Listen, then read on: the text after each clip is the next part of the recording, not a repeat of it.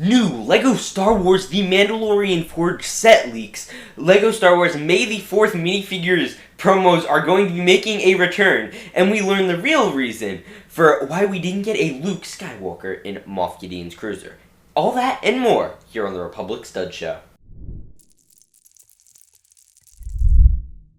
Hello everyone, it is Republic Studs, your number one name in LEGO Star Wars weekly news for news roundups, and today we have a lot of news, from the Mandalorian Forge to loads of stuff about minifigure promos, which is all very exciting. But first off, guys, you want to join Studs Plus, where you can get access to loads of exclusive content from my 6-part workshop series on how to grow a LEGO YouTube channel, to giveaways of LEGO Star Wars sets, and early access to the season finale of Clone Traders, which will be ready very, very soon, and even early access to some LEGO Star Wars leaks and just super fun stuff. And what's better is it's only $5 a month. And if you join this month, you will automatically be entered into a giveaway for a LEGO Star Wars set of your choice. So make sure to check out Studs Plus, and let's get right on into the news. Now, first off, the big exciting news that came out this morning is the Mandalorian Forge pictures. Now, a while ago, you know that we got the pictures of the figures, and I got into a lot of hot water for that because I did not love them.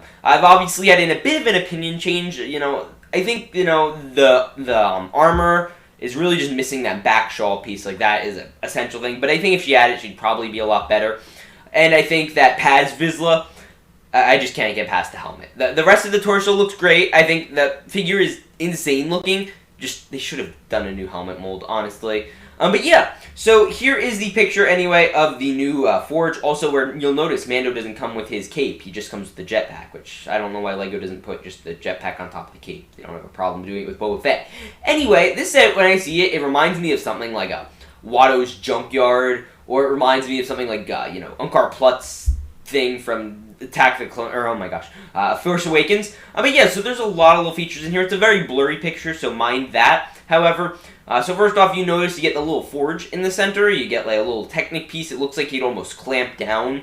I don't even know exactly what's going on there, but that looks pretty cool. You get like a little welder. You get the little flames on the blue with those blue bricks. You're getting a little print that almost looks like the same print as the one that you are getting in the Darth Vader's meditation chamber on those like curved pieces. I don't even know, like the curved tile pieces. And you have all these clips around there to clip in weapons or tools. Like the armor is holding a tool with some box that probably has Beskar in it.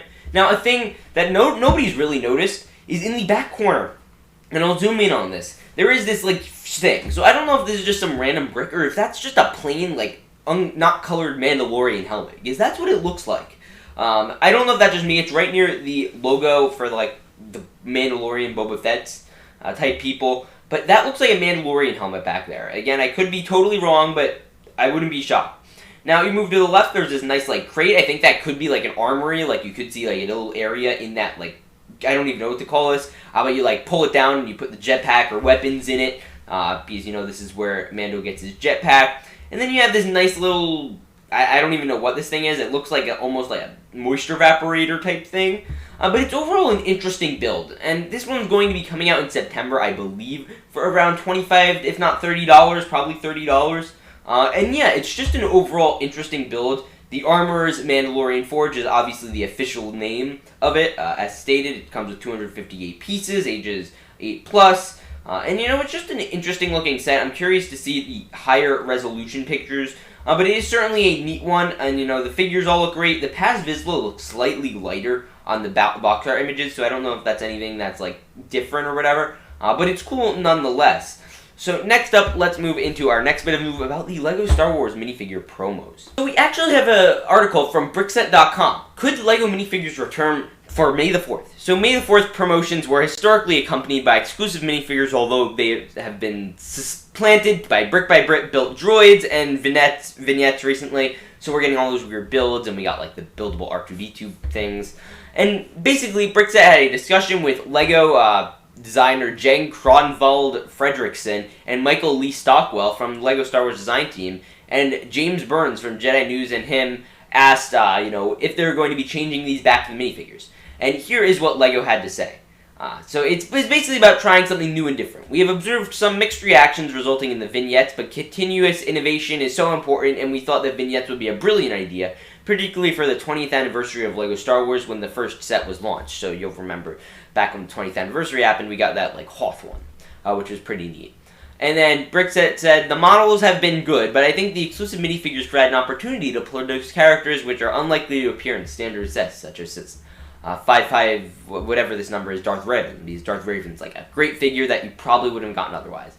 And then the designer says, yes, that could be something that we develop. Again, we cannot promise anything, but we definitely recognize the demand for LEGO minifigure collectors and can take a look at the May 4th minifigure promotions. And Jedi News, including an exclusive Aunt Beru minifigure in the recent Tatooine Homestead example, would have pleased everyone.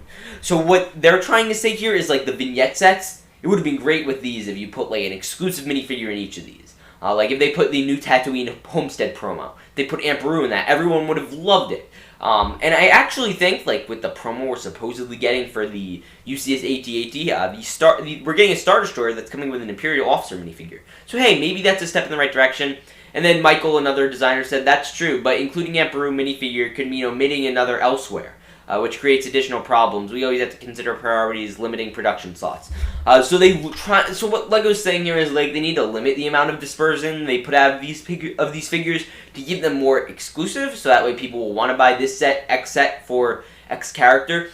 So they won't go out and purposely like not buy another set, because if they release the Luke's Homestead, if you already have Uncle Owen and Aunt Beru, why would you want to go buy the Luke's Homestead? It's that type of thing. So I get what they're saying there, but I think they should just go back to the promo bags. I'd much rather that. But hey, whatever. But it's still an interesting piece of news nonetheless. Now next up we have another story from a strong possibility that summer LEGO Star Wars set would have included Luke Skywalker. Now this was from Brick Fanatics, another LEGO news site. So LEGO Star Wars design team says there was a strong possibility one of this summer sets would have included Luke Skywalker if they'd known he was in the Mandalorian in advance.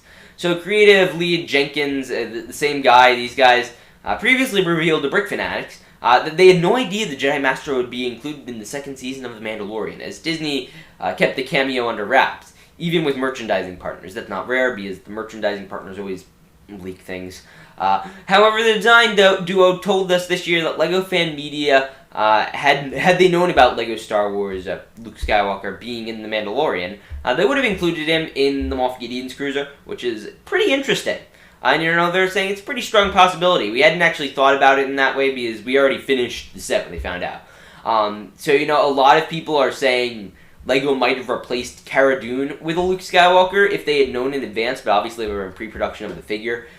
Which, we get so many versions of Luke. We just got one of the Imperial Shuttle, which, by the way, if you want, like, a bunch of Mandalorian sets, I think Potter Minifig Pals pointed this out a while back. Pretty much the first entire wave of the year were sets that appeared in The Mandalorian.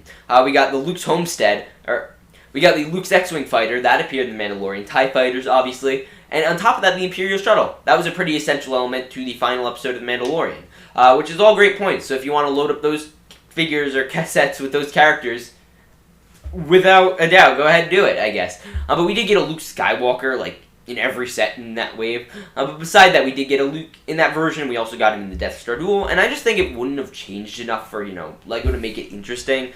But, it would have been cool. That's for sure. And that about rounds up the news for this week. I am curious to hear what you guys all have to think about the LEGO Star Wars news. We are kind of in a weird situation, because before we were covering all the LEGO Star Wars summer sets, and now that that's pretty much all out, all we're waiting on is the UCS AT-AT, the UCS Republic Gunship, and the promos for both of those sets, and obviously the official pictures of Mandalorian Forge. But that's really it. That's all we really have left to look forward to this year.